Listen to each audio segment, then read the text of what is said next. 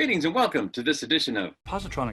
I'm Barry P. Cook, and I'm going to talk to you about the latest episode of Star Trek Discovery. It's the mid-season premiere.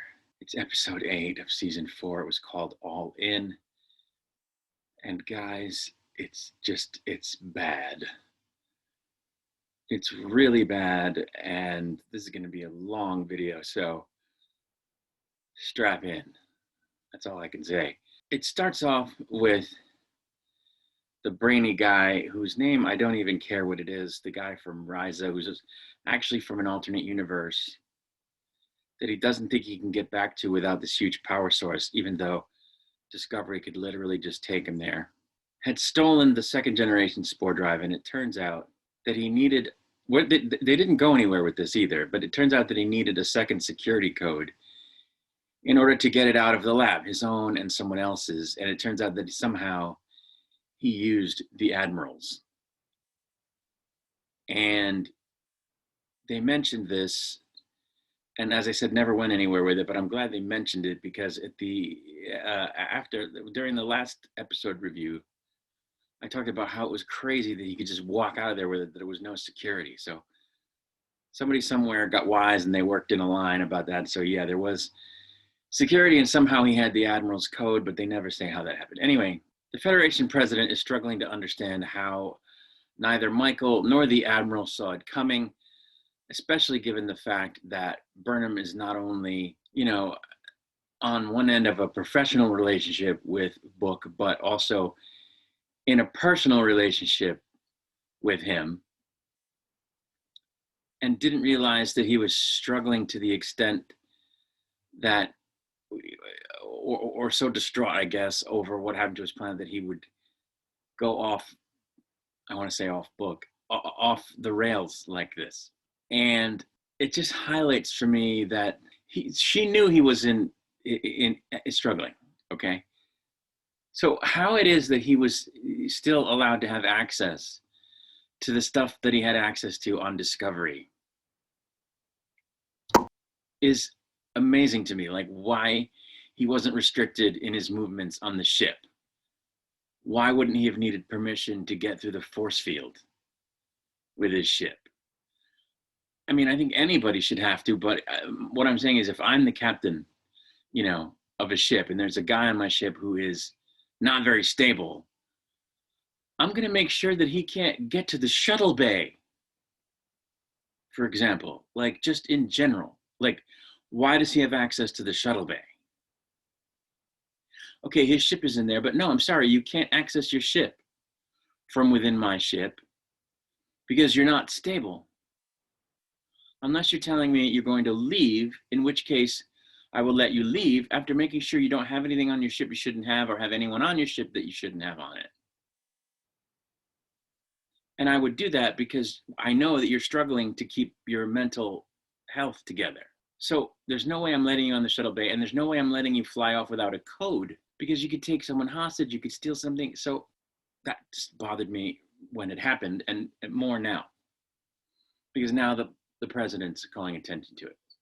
And so she tells the president, Michael does, look, we have time to prevent Book and the other guy, Tarkin, I think his name is now that I think of it, from causing any trouble on any huge scale, because yes, they've gone on this rogue mission to blow up the GMA or whatever it is with a crazy bomb. But you know what? They don't have it yet. They haven't built the thing yet. Tarkin came into that secret meeting that he shouldn't have been in, not secret meeting, that the big powwow meeting, the secure meeting that wasn't secure, and he talked about how he wanted to do this. He hadn't built the weapon yet. So guess what, Madam President? We have time to catch them before they do this terrible thing with this terrible bomb, because they haven't built it yet. It doesn't make any sense. And even if he doesn't have it, how does Burnham know that? It's just absurd. So she volunteers that they could take Discovery and track him down where he might be, because he's got to go somewhere and build the weapon. And Not only that, he doesn't even have the materials to build the bomb yet. And there's only so many places he could go to get the material, at least one component in particular. And they can just sort of figure out where he is with Book based on that and go stop him. Hasn't built it, doesn't have the materials, went before the meeting and said he could do this thing. How does she know he doesn't have the materials? Like, really? She says she can talk him down she can talk Book down from helping Tarkin or whatever his name is carry out this plan. And the Federation president says, no, you're too close to this to be involved, so I'm not going to allow Discovery to get anywhere near this. And I was like, oh, all of a sudden? Now are you saying this? She wasn't too close to the whole situation to put her 2 cents in at the big dignitary meeting, despite the fact that her boyfriend lost his home planet to the people that they were debating whether or not to unilaterally attack. She wasn't too close to the situation to be involved at that level, but now she's too close, and she wasn't too close to the situation to keep being part of the investigation into what the anomaly is and where it was and who made it after her boyfriend's planet was destroyed by it. And that particular emotional connection didn't make her unsuitable for participating in the response to the crisis. But now the Federation president has decided she's too close to it. Okay. Maybe the most recent development has clued the president in to the fact that she's too close to it, but she's been too close to it since it destroyed her boyfriend's homeworld. And the fact that nobody saw that, not the admiral, not the Federation president, until now, is laughable. Now, despite her deciding that Burnham is too close to it, she still has her be involved in the overall situation by having her gather data on the species that they think is behind it, the anomaly. And the admiral concurs, making it an official order. We then see a conversation between Book and Tarkin, and it turns out that Tarkin hasn't even sourced this component that he needs to make his weapon. Hasn't built the weapon, doesn't have the material, doesn't know where he's getting the material. Yet he went before the meeting of dignitaries and said, I want to do this plan. Like, really? Back on Discovery, the Admiral is now visiting Berman one-on-one, and he tells her that he could never publicly contradict the Federation president, but in private he can tell her that she needs to find a way to stop Book from participating in Tarkin's plan, but within the parameters of the mission she was given, which is to gather data. And he does this because she's one of the most creative and adept officers in his service, which is fine. But how the hell is she going to do that? Anyway, Stamets and Saru and Michael have a conversation about what is at the coordinates that they were given by Zora, which is where they believe the entities behind the anomaly are located, and decide that they need to see what's in there, at that spot before they can really do anything. And when they ask the computer for help with that, she tells them that there's a species close by, which is warp capable, which leads Burnham to surmise that they must have done some stellar surveys that would help them get an idea of what's over there. And that since they do not have a relationship with this species, they being the Federation, she's going to call on someone that she knows from her year or whatever amount of time it was as a courier to act as an intermediary, I guess, or get her some information based on the assumption that this guy knows everybody. And it turns out that this is the same guy that she thinks Book will be taking Tarkin to in order to get the material they need for the bomb, because of course he was a courier and he knows this guy as well. What a coinky doink. So next we see indeed that Book and Tarkin have in fact met with this guy who can in fact get them what they need, and there's talk about latinum, which, okay, I guess they're still using that, but I was a little surprised by it. But anyway, they make a deal, which involves some latinum, but also involves Burnham and Tarkin helping the guy catch people who are cheating in his casino. We next see Burnham on the way to the same exact place, and she has a girl conversation with her officer, Awoshikun, about why she brought her along, which it turns out is because she knew that she wanted to take a more upfront role in helping to resolve the anomaly issue based on the report she got, I guess, from Saru on how she kind of argued with him previously. And I guess that's okay, but the tone of the conversation, as is often the case on this show, was not one of captain and officer under her command. It was more like a conversation between friends, which didn't really happen on the other Star Trek shows, although I guess it did to a certain extent because they were friends and they did communicate with each other as friends, but it was never this familiar to my recollection.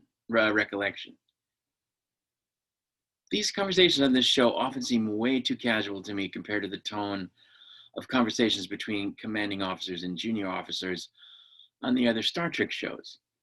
And if not the tone, certainly the demeanor.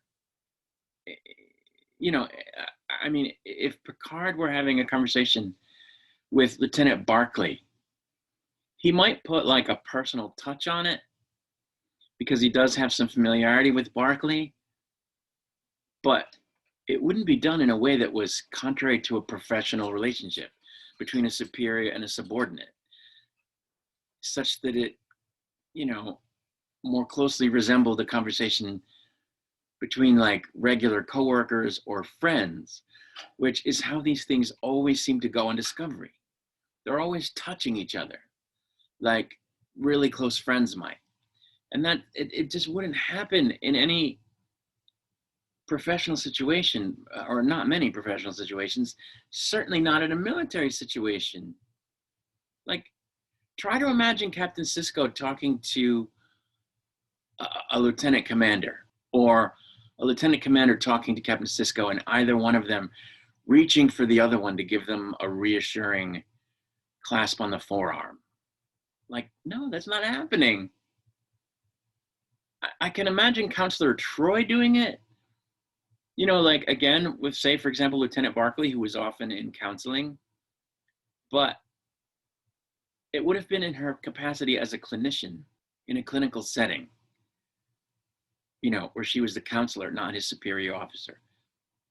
And even then, it might have been a breach of professional ethics for her to do that.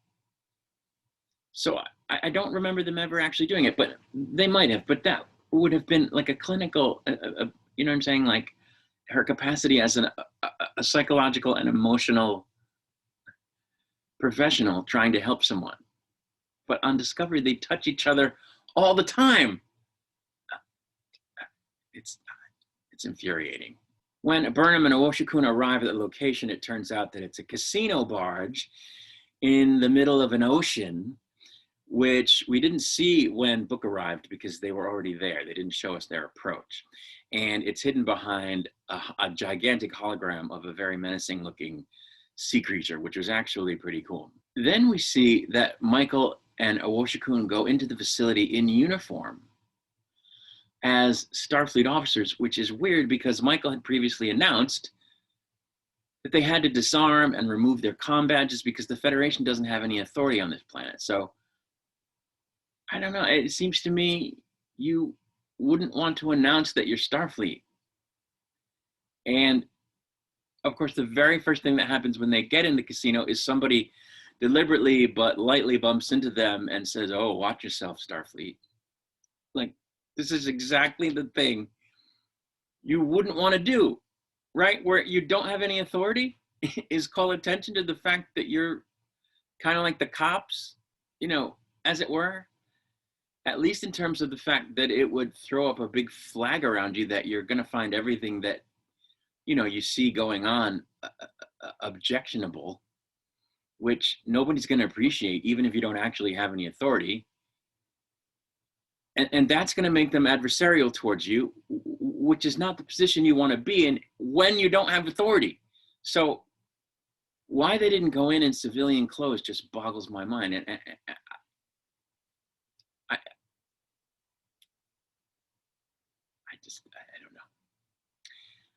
course, the guy that Michael's there to see, who Book went to see, knows her from her days as a courier, but he didn't know that she was in Starfleet because even though he asked Michael how she was doing, he didn't say. But now, of course, he does. And the first thing he asks her is, are you here as Starfleet or are we still friends? Meaning that even though she has no authority, which he knows, he sees the situation as potentially adversarial, which is not the upper hand position for Michael and not the position she should want to be in if she's going into a situation where she doesn't have any authority. She should have gone in there letting him think she was just same old Michael, so that he wouldn't have his back up because he's not her friend, right? Or she might not be anymore. He's an underworld figure that's running a casino. So even if he didn't know that she was Starfleet, he wouldn't necessarily have completely trusted her, even though he knew her. But now he does know she's in Starfleet, so that's the whole not trusting her thing is heightened, or at least you would think it would be. And that wouldn't be such a bad thing if she had authority there, but she doesn't.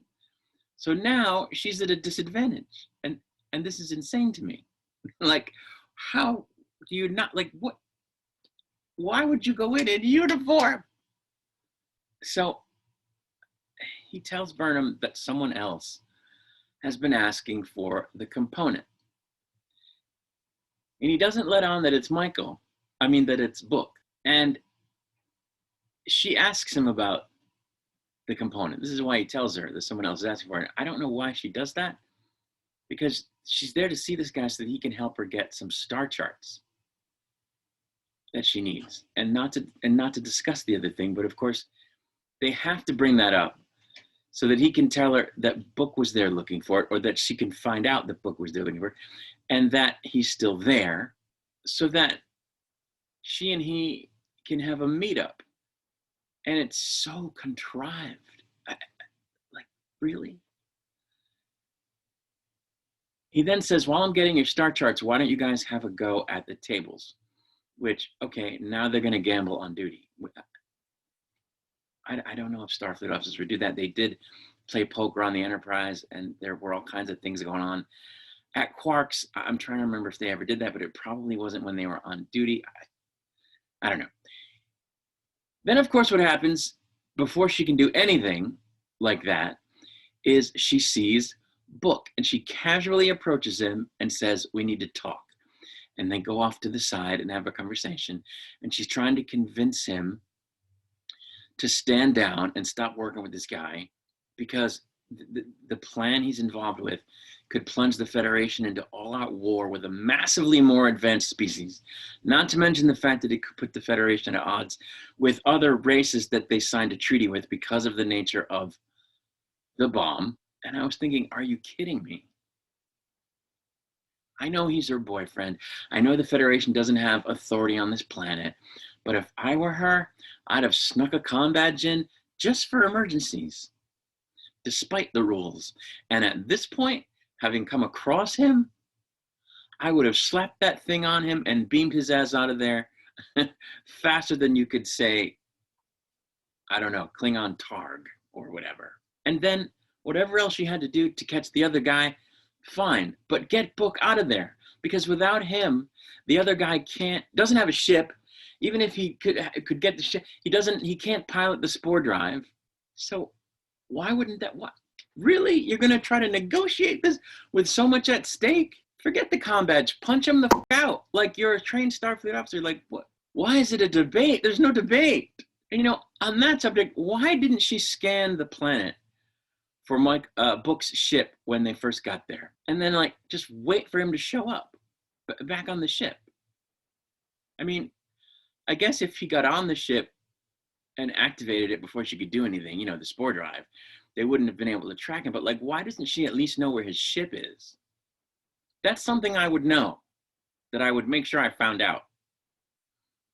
If I'm thinking he's there, I would find out by scanning for his ship. And I would try to disable it somehow. You know, assuming I can't get on board from the shuttlecraft. You know, she only had a shuttlecraft, but like, why? Why does she not even look for his ship? Because you know, even if she had to, as a last resort, blast his ship to little bits and destroy the prototype on board, if it came to it, that would be a last resort that she had up her sleeve. But she doesn't even know where his ship is because she never scanned for it. Like, really? And then again, what? Regardless of that, why would you just casually approach him and ask him nicely not to go down the road of this insane plan that's going to get everybody killed? Like, I had to put it on pause to write this down, and I didn't even want to take it off pause at this point to continue watching because it was so stupid. But of course I did. And the conversation continues, and it didn't result, of course, in Book agreeing to stand down, because he says he's determined to do this thing. And he tells Michael she should go back and say that she never saw him. And when she says she can't do that, he says, well, what are you going to do? She says, I'm going to stop you. And then she walks away. She walks away. She should have knocked him out, dropped him like a rock, and then beamed the two of them the hell out of there before anybody knew what was happening. Of course, while also alerting Awushikon to beam herself out. Because they have personal transporters now. And I know the rules say, oh, you can't have your, but come on. She's really going to go in there without a comm badge for emergency purposes. But no, she just walks away. Because the people writing this show are 12 and morons. So now Burnham goes over to the merchant guy and asks if she can pay him to not sell the component to Book. And when he tells her how much it would require or something, she says, I can have someone bring that amount. And he says, no, I don't want more Starfleet here because I know what's going on because I listen to Federation channels, which I understand he would want to do that, even though they don't have authority there. But at the same time, if he knows what's going on, you would think he might have some reservations about helping Book carry out his crazy plan. Then again, maybe not. Then again, why aren't there encryptions on the Starfleet channels to prevent people like him from listening in on them to begin with? Unless he's decrypting them, but like, they don't mention that at all. So he says Burnham's going to have to come up with money some other way, which leads to Woshikun deciding to jump into the fighting ring there at the casino as a fighter so that the bets can be placed and she can try to win the money. Back on Discovery, we have a completely unnecessary scene of Stamets coming home to his quarters to see the doctor there, and he's losing his mind and yelling at the service robots while he's cleaning the quarters in his uniform by hand, because he's torn up about what Book did, given that he holds himself responsible for the psychological health of the people on the ship and didn't fix him, I guess, which of course Stamets tries to convince him isn't his fault by explaining that he's under stress as well, but somehow he's not losing his shit and that maybe the doctor needs to take the advice he was given by Glasses Guy, which is take some time off by visiting the holodeck. Why this scene is in this episode, I don't know, because they don't revisit it, and it's completely apart from where everything's happening, and it's in the middle of the show. So I don't know why they did that. Anyway, back at the casino, Woshikun enters the ring with some last-minute assurance from Burnham, or last-minute encouragement, which comes in the form of them touching foreheads together, like touching foreheads, which, again, would not have happened in Starfleet on the other shows. It didn't happen because on those shows, the officers conducted themselves like officers, even when they had like sort of friend relationships that were woven in. And it never got to the point of touching foreheads. Burnham then starts acting like a carnival barker to get people to bet tons of latinum on the fight, which of course the lieutenant loses since the other person was a large dude with a couple of feet on her, as well as a much bigger reach, who in fact lifted her up over her head and dropped her down on the mat, ending the match, which, because the one rule they have is when you touch the mat, you go down on the mat and the match is over. But she decides she wants to try again. Of course, then she pretty much wipes the floor with the guy after her opening move of apparently punching him in the nerds, which I guess, again, is not against the rules because they only have the one rule. So yeah, so that's how she gets the upper hand. When the other fighter then tries to take the winnings, claiming that Michael and Awoshikun hustled him, things get dicey, and Book steps in to punch him out so that he doesn't stab Michael after he takes out a knife. And then he mentions to Michael that he could use her help with catching one of the cheaters that he found, that they're trying to catch for the casino owner, because the cheater is a changeling. And at this point, I don't know what the writers are doing. Not that I did up to this point. Anyway, of course, it turns out that he didn't actually need her help, because as the cheater is trying to get away, which they do partly by turning into a tribble and rolling around on the floor, which was funny, Tarkin manages to trap them in a stasis field, at which point both Book and Michael approach the casino owner to say that they have held up their end of the deal and they want him to give them the component, prompting him to indicate that he doesn't know what to do because they both met the terms of the opposing deals at the same time, which sets off a kind of argument between Burnham and Book, which the casino owner refers to as them behaving like Klingons in a disco, which I don't even know what to say about, before announcing that he's reached out to some other parties who might be interested in purchasing the component, and then announces that they're going to have to settle it over a card game. Burnham and Book then agree to work together during the game to keep the stuff out of the hands of the third parties, and Michael gets the star charts from the casino owner. The game starts. Michael and Burnham are obviously playing good poker player, bad poker player to screw the third parties out of the component, but the casino owner doesn't say anything, even though he obviously knows they're rigging the game, because he's a casino owner and he knows the both of them. And the third parties, who both look like seasoned gamblers themselves, don't seem to know what's going on either, that they're being hustled.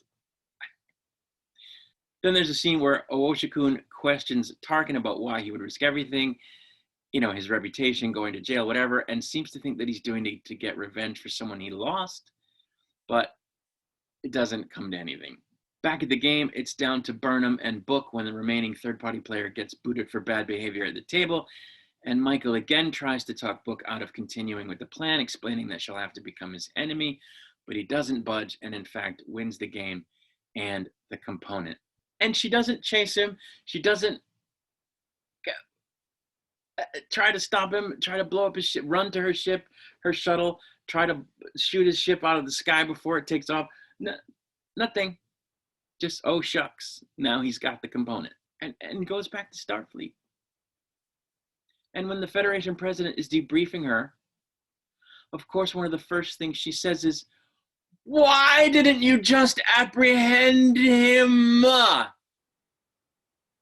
which the Admiral responds by pointing out that she didn't have authority there, which, okay, but why would that have mattered with so much at stake? Just grab his crazy ass.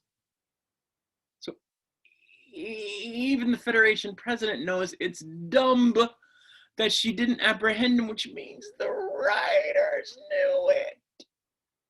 And they did it anyway. It's nonsensical.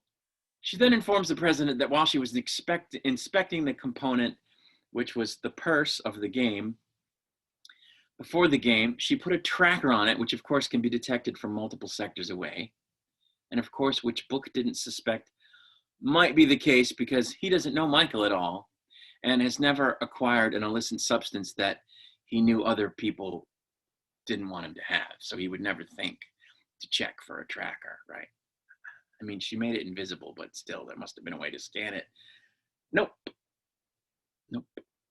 He's completely ignorant of it. And that makes sense. Oh, it doesn't. Before the episode ends, we're treated to a scene where our heroes are analyzing the data from the star charts, which shows them that what's at the origin point is a giant energy shield that they can't see through. So they don't really know any more than they knew before. but it's powered by a certain element, a different element than the one that we've been chasing all episode, which it also turns out is nowhere to be found in the vicinity of any of the places where the anomaly had done its thing, which leads them to understand that it's not a weapon, but a mining rig that they use to gather the substance that they need to power their energy field thing by destroying other stuff, which prompts the Admiral to say, if this is their mine, if the DMA or whatever it is, the anomaly is their mining equipment, their weapons must be insane. At which point the president says that book has to be stopped at all costs, which Michael agrees with. And then the episode ends. And I was never more thankful for the end of an episode ever. This episode is horrible. Just from the standpoint of how coincidental it is that both Michael and Book went to the same guy for different things. In all the galaxy. Never mind the rest of the crap that I've been talking about. And just like is the case with a lot of the other episodes, or the rest of Discovery in totality, that wouldn't be so bad. None of this would be so bad if this were just a generic sci-fi show. Like, most of the stuff wouldn't be that bad on just a generic sci-fi show, but for a Star Trek show, which is supposed to follow certain rules based on the previous shows, it's horribly bad. It doesn't function in this universe at all the way it should function. It's like the other shows don't exist, because the writers do not write this like they're writing a show within the Star Trek universe. They're just writing a sci-fi show, a space show, and they're slapping Star Trek nomenclature on stuff. But it doesn't operate in any way like a Star Trek show should operate. It doesn't behave in any way like a Star Trek show should behave. It's insane. Make the show you're making. It's fine. You know, where everybody touches each other all the time and they're great friends and they just have this deep connection and they touch each other and they don't behave as if they have any military training. Make that show with non-military characters, if you want, in space. But don't make a Star Trek show in which you do that, in which the characters behave that way, because that's not Star Trek. I'll tell you what, I'm glad that Michelle Yeoh's character is gone. I'm glad they got rid of Gray and Adira. As much as I liked Tilly, the character, as a person, she was never a right fit for this show either. So she's not around. So that's good, because the little goofy crap that she used to do isn't bothering me anymore. But like, it's still horrible. It's still a horrible show for a Star Trek show. And it kills me because Prodigy is so good. And Lower Decks, despite a couple of things I don't like about it, is such a good show. It functions mostly. It functions the way Star Trek would function. Prodigy functions the way Star Trek would function given the parameters of the show, which is a bunch of people who are not Starfleet. So why they can't get it together on this show, I do not understand. It's horrible. That's all there is to it. So I'm going to torture myself again next week and watch the next episode, and I will give you my thoughts on that as well. Until then, I wish you peace and long life.